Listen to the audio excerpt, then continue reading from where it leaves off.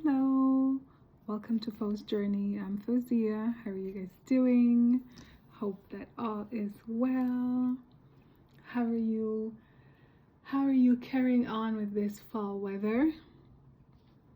It has this, this temperature where it feels like it's just sneaking up on you, like it's sneaking up under your skin. You can feel it like it's like this cold air just blowing, and it's nice to hear the sound of the branches and the leaves moving, and to see the color and everything.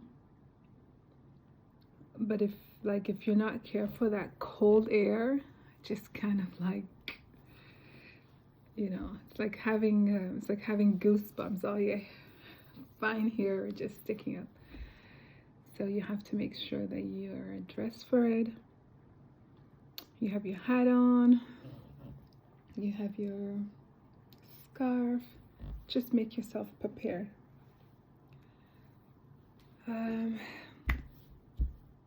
What's good? There's so much to talk about. So you gotta make sure you're having your tea, because we all know, right? We all know that not just any tea. You have to have a tea that's actually replenishing. It's kind of doing something to your system, whether it's fighting those bad bacteria, or helping you with your gut, detoxing, whatever it is, something warm that's doing the job.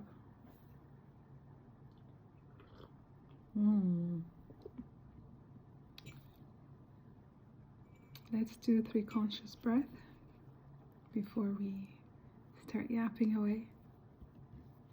My hand to my heart as I become aware of where I am in this very current moment, that I ground myself into all that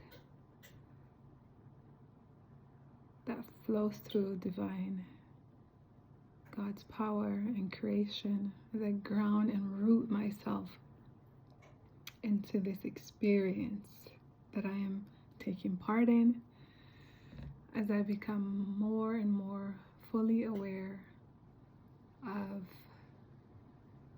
my bigger, larger consciousness, and remember to return to it and not just get pulled into everyday being and doing, mostly doing, and to remember that I'm bigger than current circumstances, and that I am too created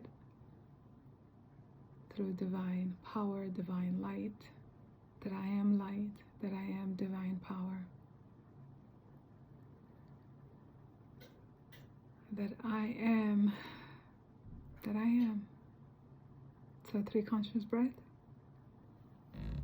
Okay, here we go.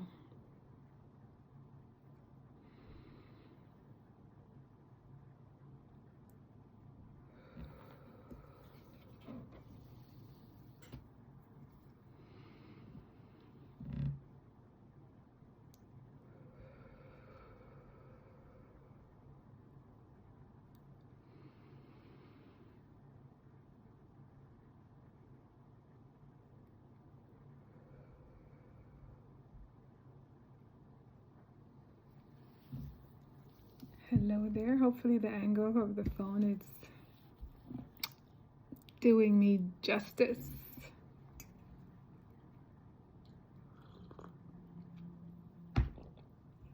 So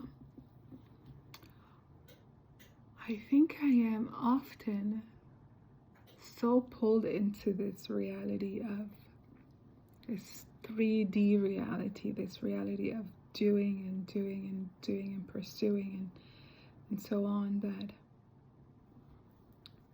sometimes I get pulled into it for like months at a time. And then, of course, because I have divine support, because I have divine intervention, because I am fully supported, and which a lot of times I forget that I'm divinely supported.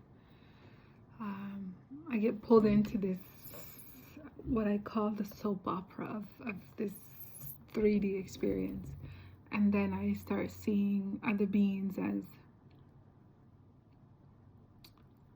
interference, as it's like it's almost like I accept the invitation of participating in plays that don't really serve me, that don't really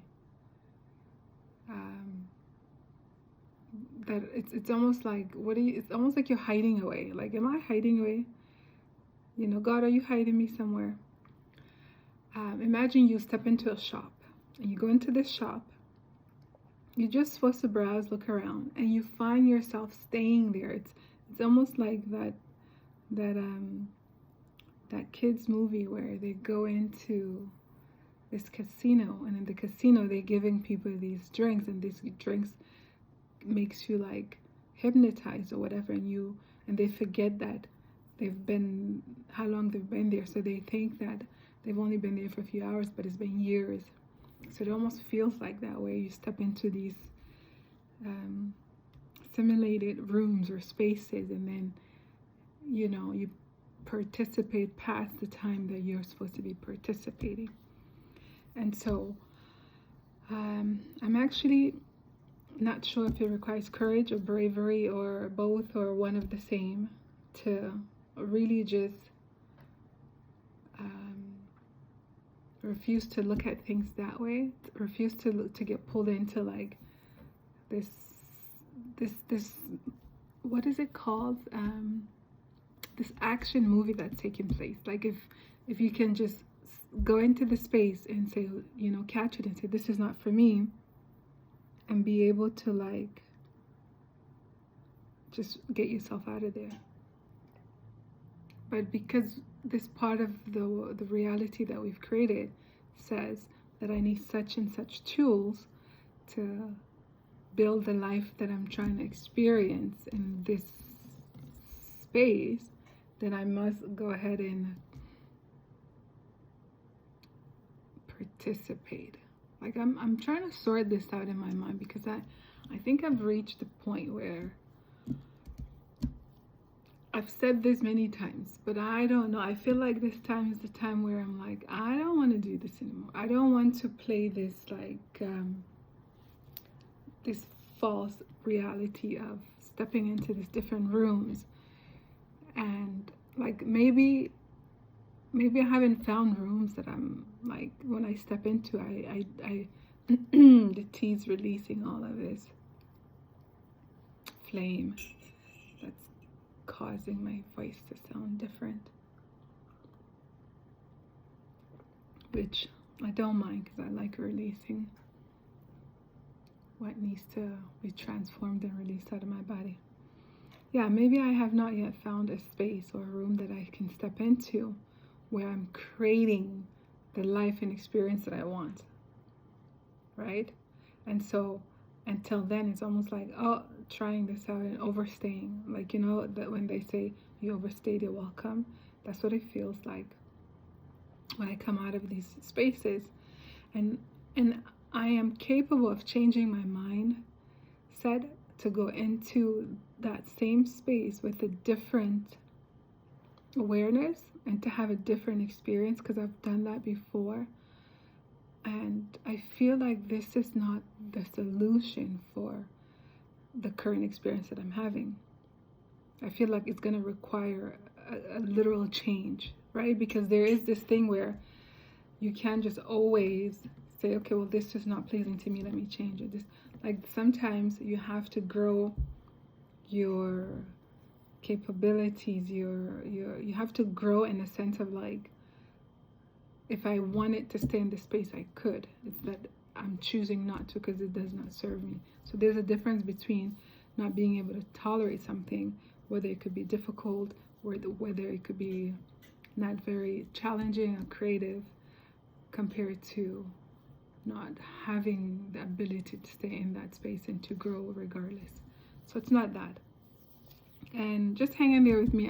I feel like I'm walking myself out of like a maze or something as I'm talking this through. And I'm not sure if I'm having a hard time being aware of how grand I am, of being aware of how purposeful I am, of knowing that I'm part of a bigger plan, knowing that,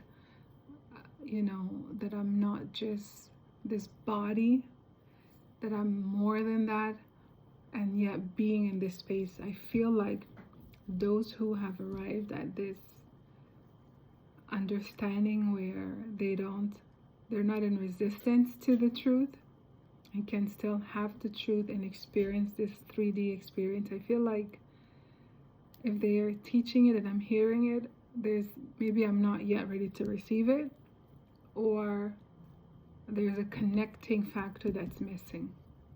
And like, I'm not blaming anyone, I'm just saying for me to comprehend it and have something unlock for me. Because I know that there is more. Like, I know that. So I wonder which aspect of me is playing small, or which aspect of me is the one leading, that's then bringing us to this doing rather than being.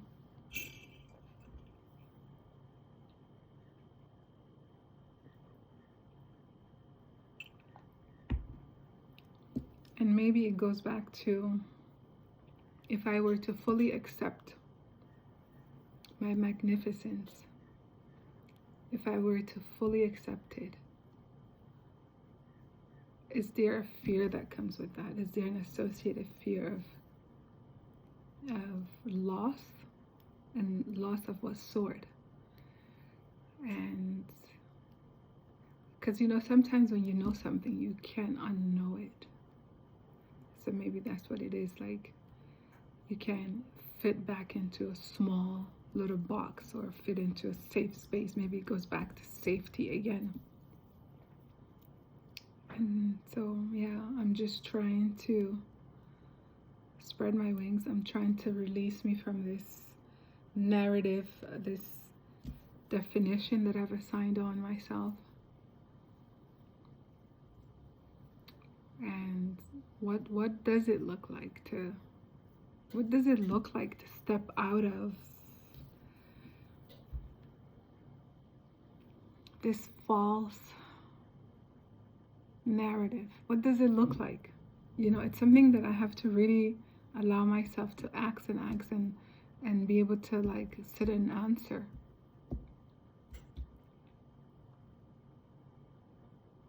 Because I feel like sometimes when you're experiencing difficulties in one area, that's really just letting you know, like, don't settle there. That's not for you. That's not your place. Sometimes we're looking at like, oh, that person is getting on my nerve, or that circumstances is annoying me, and all of that stuff. But I feel like that's just a reminder of like, that's not your place. Don't get comfortable here, right? Keep going. That's what I feel like it's doing.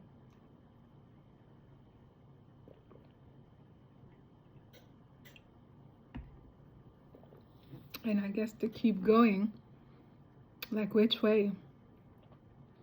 And then it goes back to faith. Are you trusting? And then it goes back to, well, are you hearing? And then it's like, well, how do I hear better? How do I hear better? And then when I do hear better from God and God's guidance, how do I then grow my faith to the point where I just take action when I am guided rather than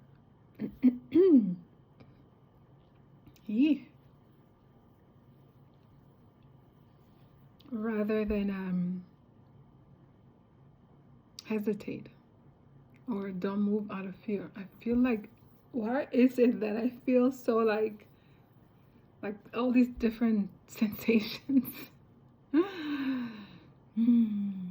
More lipstick on my teeth.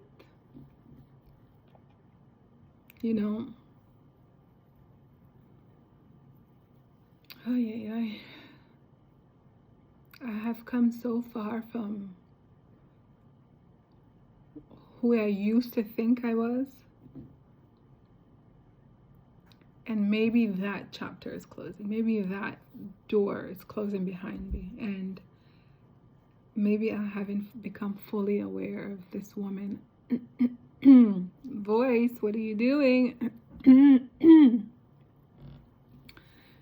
Maybe I have not yet seen the unknown of who I'm becoming, right?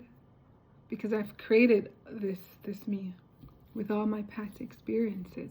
So it's like this new version of me. Like I don't really know her. And I have to get to know her. And all of my healing and releasing the old, I want to make sure that I haven't released parts of me that I love and adore and that are jewels. And I feel like I haven't. Excuse me.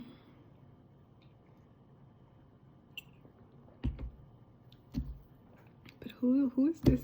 Who's this new woman? Like, who am I? And how do I find that out?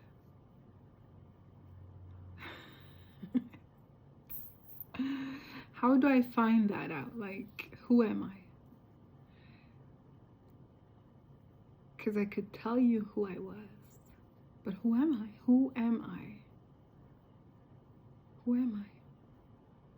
And what am I capable of? What am I capable of? And so, when you start walking forward, and you continue to walk forward into the becoming of you, you start to release and shed so much that in between spaces is important to pause and reflect, right? Because I've done so much like changes in terms of what I tolerate, my boundaries, my codependencies, or not my codependencies, my previous codependencies, and just my taste, like the flavor that I have for life, and overcame so much fear. And I think fear was mostly running my life. And so because I'm not operating out of fear anymore, and now it makes sense to operate out of joy, right? So it's like, who am I? And what does that look like to operate out of joy? Like, you know, I often talk about that neutral place where you're like right in the middle of closing the old chapter and opening the new. And in that space, there's so much quietness from divine guidance. There is it's like, I call it the waiting room. And there's so many waiting rooms that you're going to experience in your life and your healing journey that sometimes you're like, where in the world? Like, where is this?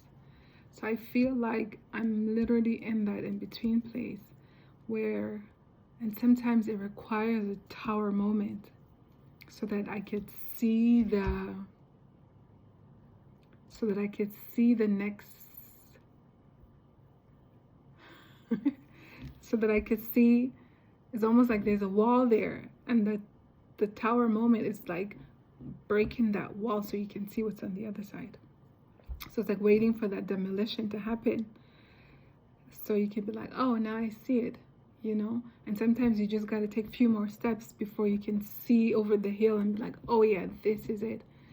And I've become obedient to following guidance, and that when I'm told now go, I go. When I'm told not yet stay, I stay. Sometimes, like, I used to be more like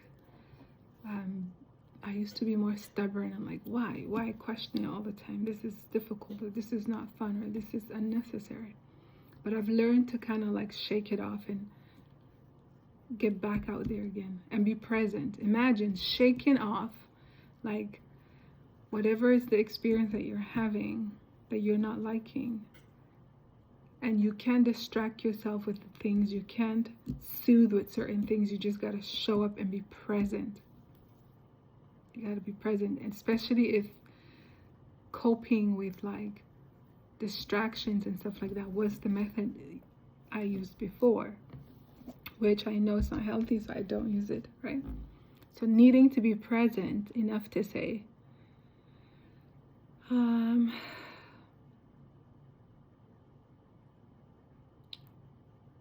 God, what are you doing? What are you doing?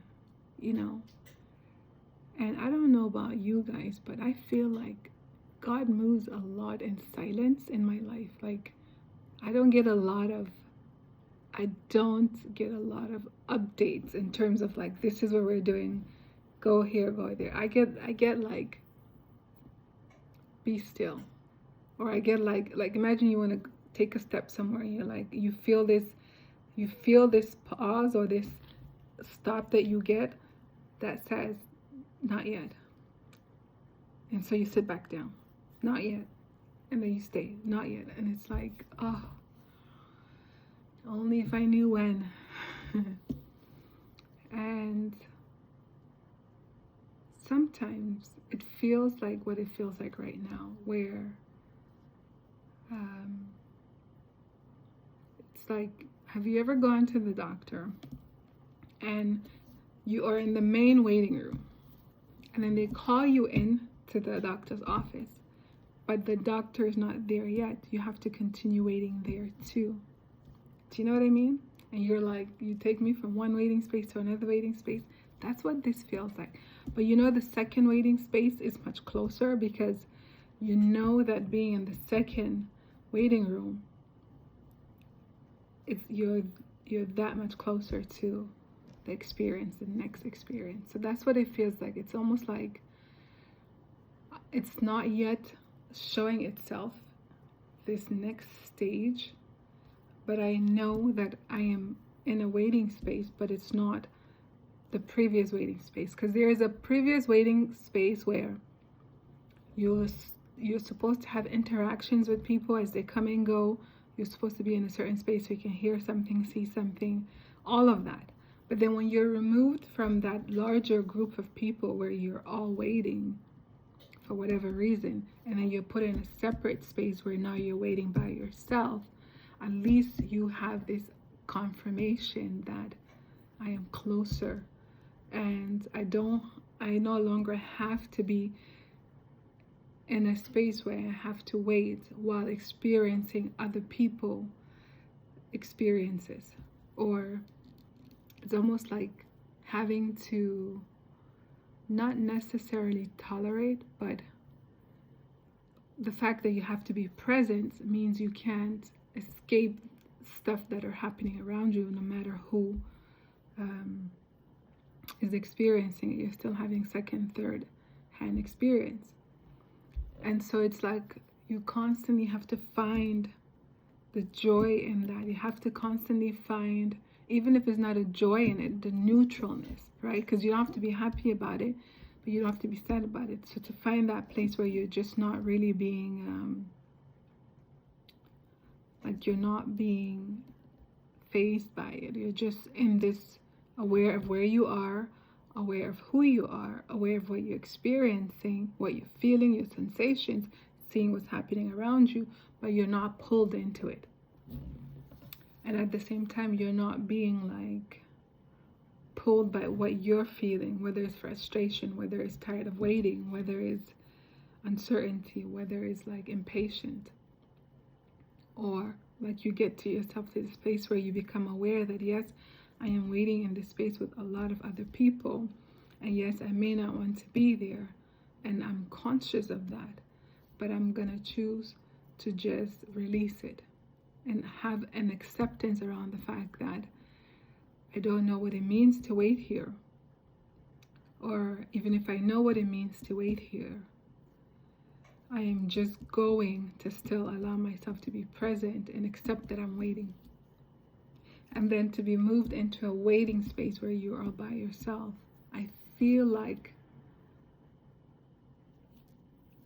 it's much better. It's much better in the sense of like, even though you might, like when you are externally waiting in this larger space with others, you are distracted by people's activities and moving around and whatnot, right? But when you're in that room by yourself, it's like you may grow more impatient just waiting. Of course, there's an option where you fall asleep, take a nap, where you can read a book, where you can, like we have this grand big whirl and our phone to distract ourselves, all these things. But you're like, you could fall into the trap of becoming more impatient. But I find that being in the second room offers this layback. You know how like you don't have to sit upright, you don't have to like you could just be, right? Like it's almost like if you were inside of your home compared to if you were being, say you were traveling and you were in a private vehicle, you could be in the back seat sleeping and whatever with your hair tie on or whatever it is. And in a bus too, you might be able to do that, but then you have others around you. It's almost like the privacy of just knowing you're waiting for something, of an experience, of door opening, an opportunity, and you're by yourself. It just offers comfort there. But I find the part that's even more rewarding is knowing how much closer you are to that. And so I feel like I am that much closer to just not hiding who I am anymore. And I don't know if I'm consciously hiding who I am, but I feel like my circumstances have in some way limit me from showing up in my huge, like, in all that I am. And I could say that I'm using that as an excuse. And maybe there's a fear around, if I show up as all that I am now in current circumstances, I will lose support, I will lose contribution, I will lose, relationships, I will lose experiences. So again, back to the fear of loss. And maybe sometimes that's what it takes, because when you're busy not showing who you really are, or kind of like timid and hiding certain aspects of you for whatever reason, you're not letting yourself be found by your tribe, by those who are meant to be in your world, those who are your next chapter people and experiences and so on. So if you're supposed to show up somewhere, or the way that you're supposed to be identified is by a certain type of expression, and you're not doing that, then it's like you could walk by this door 100 times, but they're like, no, that's not her, that's not her. So it goes back to like, who am I? And I hope it's not who am I trying to be, rather than why am I not showing up fully? So I would hate to be walking past my door of opportunity of next chapter 100 times, because out of the fear of if I show up as my full authentic self all the time, that's not a positive, that's going to create a narrative that that might cause others to leave my world. And that's okay, right? And one might say, well, that's great. And of course that's great, but we're talking to the aspect of me that has experienced loss in moments where they were authentic and they couldn't afford it, and I couldn't afford those losses, right? And so in healing and transitioning from that and knowing like, hey, I'm getting ready to be all of myself again, it's like those triggers have to come up. And the reason they have to come up is because they were there for a very long time, right after, right before they were pushed down and hidden, that aspect of me, right? So it's like, as that aspect of me is coming up the elevator from within, all the fears and all the triggers, all the, hey, you know, you might experience these things again. You might, and so it's like, it makes sense. It makes sense that I'm hearing those things. It makes sense that those old emotions are coming up, because they're coming up at the same time as the buried aspect of me, authentic buried aspects of me are coming up to take their rightful place, that those emotions and those energies are being released. And so it's interesting how when you show up as your authentic self, and that happens to be grand, there is this expression of like, get off your high horse, or you think you're better than people. And it's not in any attempt to make others feel less.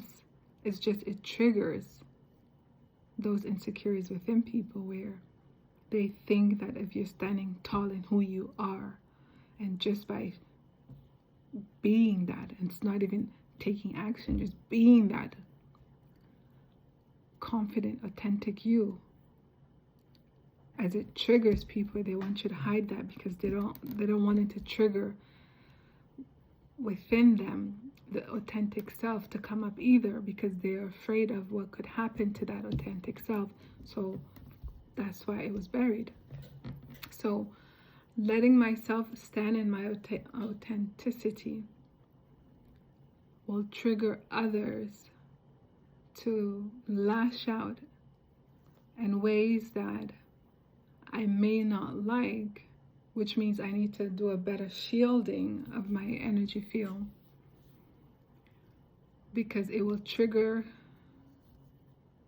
that in them, and they might be too afraid to let the authentic aspect of themselves out. And I get it. Like, I've done all the, when I've been doing my healing, you know, after every different type of wound that has been visited, I go, oh man, this stuff was hard. No wonder. Excuse me. No wonder we're not just consciously and actively all the time choosing to go and like look at the wound. Sometimes we're forced to. Sometimes we get more strength and we're more able to consciously choose it. But it's not often that we're lifting the rock and seeing what's under it. And so I get it. I get why people will be triggered, because it's scary to go and reclaim aspects of yourself, authentic aspects of yourself. I just don't know if I can afford not to be all aspects of me anymore. Like, I don't think I can afford it. And I've been becoming more and more aware of what I can't afford to do anymore in my life. Like, I just can't. The things that I can't afford to do, I don't do it. I'm not risking it for any single body, because I know the price that it will cost for me to put myself in certain circumstances again. And so I am completely aware that if I can't afford to do it, I'm not doing it. You can think I'm a bad person. You can think I am whatever you want to think. I know that I'm not a bad person. I know that I am a good person. I know that I am kind. And because of having an awareness of knowing who I am, you see, when it comes to, earlier I was saying, like, who am I? It's like, I can list to you all the things that I know that I am. And in combination of that, it's like, it's almost like who, the silhouette of that person becoming is like, who are you? Like, not even being able to recognize my reflection, because it's like, because I've become all of that and more. And so it's like, whoa, who are you? And so I'm not willing to risk that for people to remain small and within their own fears of being more. Fears of being more. So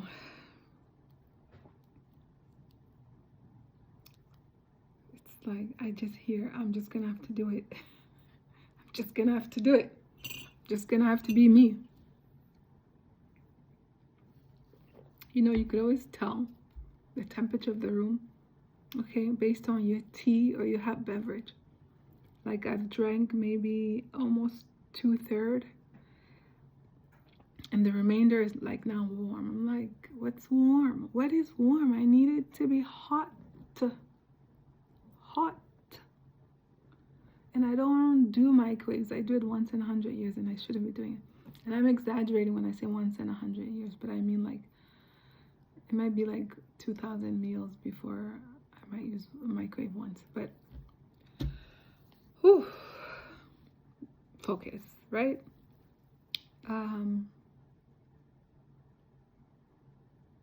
Yeah, because recently I was challenged, or I was faced with circumstances where I had myself in a certain space of experience where I told myself I needed this because it was meeting a basic need in terms of like what we as society have decided that we need to do. And then I find that it's like, it's weird. It's like, I don't know if it's like follow the monkey type of thing where people are doing, where one person is acting like a monkey and everyone else follows them. But it's almost like, you know, I was experiencing projections from people, from group of people. And I'm like, I think in this stage in my life, I don't have a taste for it anymore. I don't have like and I don't want to check out. I want to be present, because if I tell myself I have to be there, then until I have a different mode of exit, something else to step into, I felt like, you know what? I'm going to find a way to be present at the same time, not internalizing this, and at the same time creating boundaries. And so, you know, I was like, God, you know, what is this about? And then I understood that, okay, it's about being someplace so you cross paths. I was like, okay, it's about timing. Okay. And then at the same time, it's like, it's going to give me certain benefits too. I was like, okay, I'll take that. And then I'm seeing like the more and more like others come into the space, they're still doing like follow the monkey type of thing. And I'm like, it can't be like person 1, person 2, 3, 4, all following the monkey. Like, and so I don't know. Like, I'm just having an aha moment right now. Am I supposed to be like, I don't know if my light needs to shine brighter, or if I'm supposed to then, because I'm aware that as a healer, like you energy shift, right? You can shift energy in a certain space. And so I'm trying to come to a teachable moment where I feel like I need to let people know, like, you're being a follower, or you're aware that you're being a follower. And, you know, at the same time, I'm like, you know, should I tell the monkey itself, like, it's monkeying around?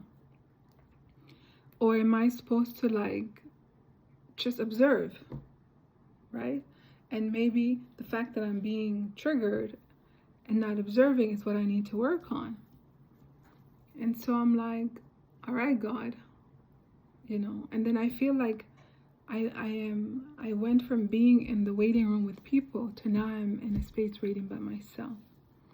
And God is giving me that time where I'm waiting by myself to have some sort of an awareness that maybe is being downloaded to me, that I need the time by myself to hear and receive it.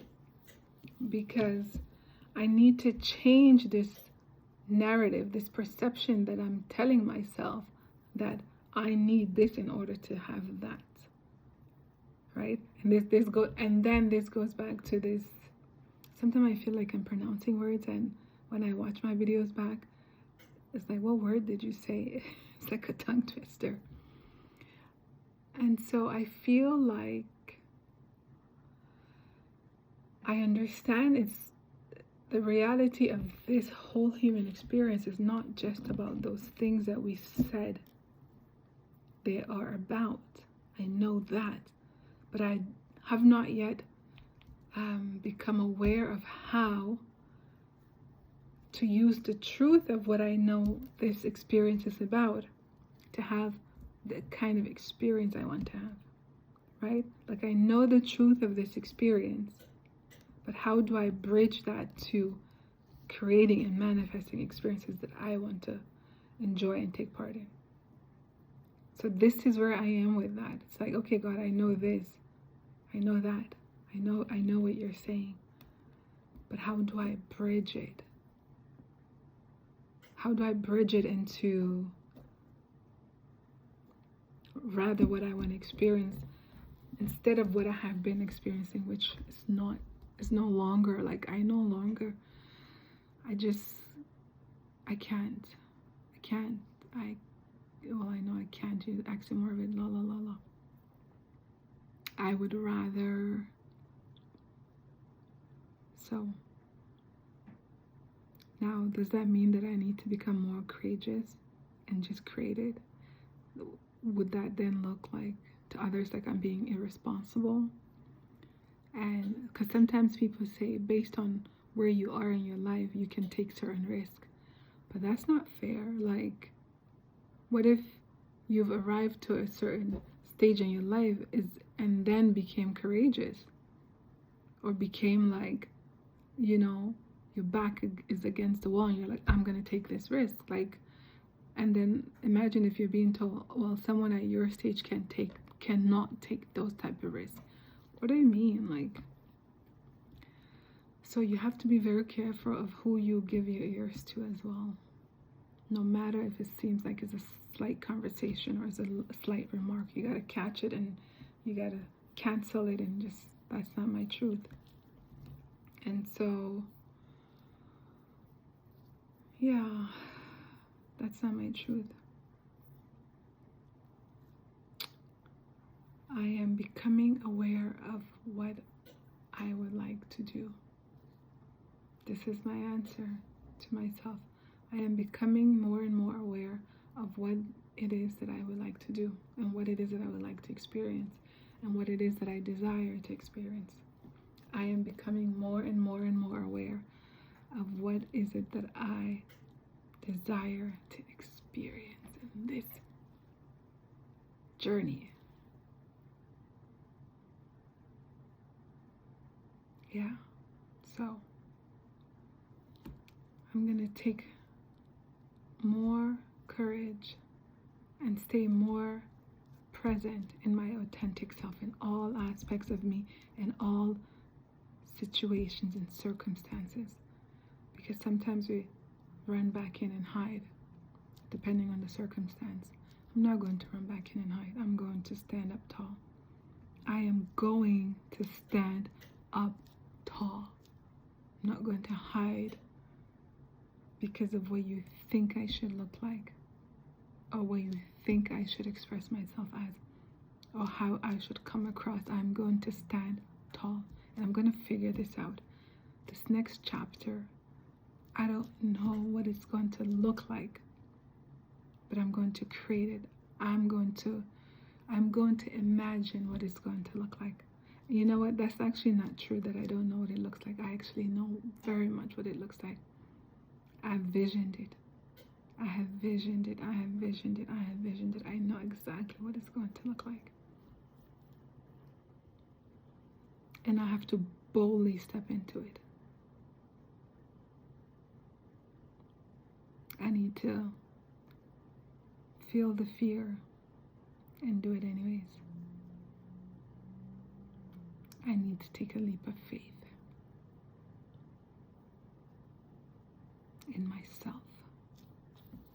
I am Fauziya, and I continue to do my healing work to return to the core of who I am, as I center and anchor myself in the truth of who I know God has created me to be, and all that I evolve into, and all that I choose to become, and all that I grow towards, in the magnificence of who I know my source has created me to reflect in this human experience, that my light will shine.